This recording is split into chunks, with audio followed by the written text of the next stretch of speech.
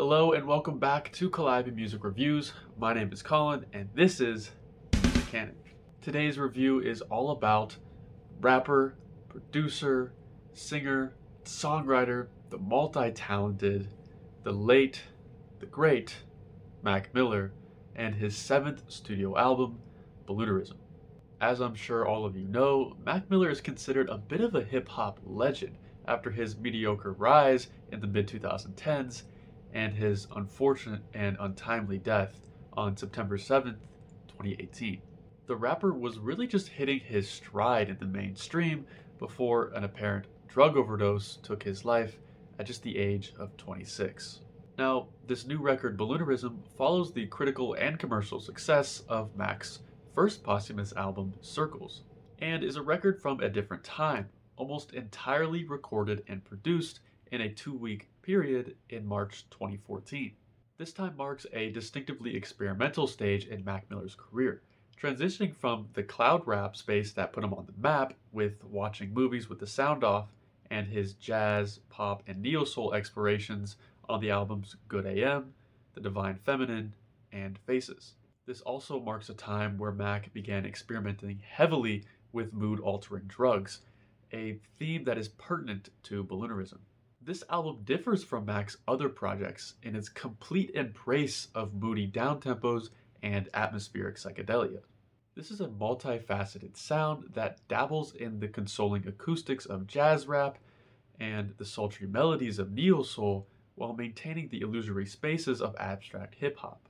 This all combines for a warm but extremely brooding and existential sound that seems to be a direct look into Mac's headspace at the time. There's a wide array of really interesting instrumentation all over this record, including haunting organs, dissonant drums, and tormented piano. These elements echo in canyons of mental strain, only relieved by the rubbery bass lines and Mac's witty lyricism. Speaking of the lyrics, although Balloonerism still maintains some of Mac's jokes and relatable wordplay, the record is a deeply personal affair of drug addiction, depression, and existential questioning.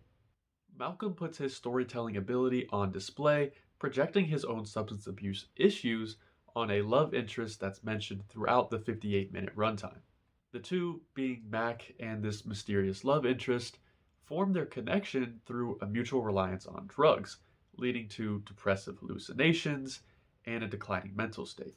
This suggests sort of an ironic cycle of depression and desire, as Mac cites a lack of uncertainty in reality and the meaning of life as the source for his anguish.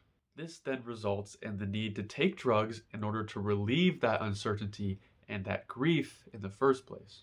The spiral only continues as Mac reminisces on childhood, mainly on the track Excelsior, before societal pressures and critical thinking expose the possible meaningless of life.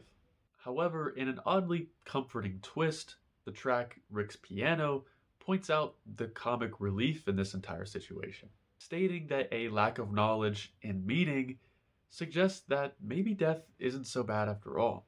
Lines like, "I wonder if truth come with a song, and if it do, will we ever get to sing along?" And "What's a man gotta do for a little bliss?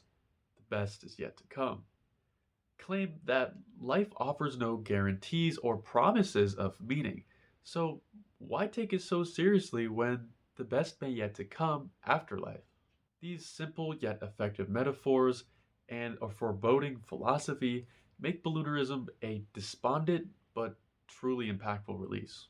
I will say that a lack of energy, some clunky refrains, and a few more reserve instrumentals on the tracks $5 Pony Rides, Mrs. Deborah Downer, Shangri-La, and Transformations take away from some of the punctuality that's seen on the rest of the record. That being said, there's no denying the personability of Balloonerism, being such a clear window into a spotted and struggling conscious. For its comprehensive reflections, supreme mood, and immersive psychotropics, I'm going to have to give a very good score of a 7.5 out of 10 to Mac Miller's Balloonerism. My favorite tracks are Stoned, Funny Papers, and of course, Rick's Piano. And alright, that's about it for me, but Before I end the video, I just want to say rest in peace to Malcolm. I know there are plenty of other people who will say this a lot better than I can, but Mac had a profoundly positive impact on a lot of people's lives and on music in general. I also want to thank the Mac Miller estate for handling Mac's unreleased material so well and releasing it to the public in its genuine form. There are two types of posthumous records these days. The first one being the rushed and just frankly unfinished cash grabs, and the second being the love letters. And it's safe to say that balloonerism is of the latter kind. Alright, that'll do it for the video. I know this kind of ended on a bit of a negative note, but this is a very good album and I highly recommend listening to it.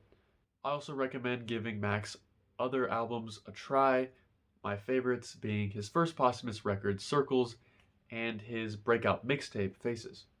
And as always, I encourage you to form your own opinion and let me know in the comments below what you think of balloonerism, and feel free to share your favorite Mac Miller album or just moment or famous quote. I know he has a lot of banger quotes. Also, feel free to suggest any other records you would like me to review or cover in the future. And with that, this has been Calliope Music, aka the Music Canon, and I'll see you in the next one.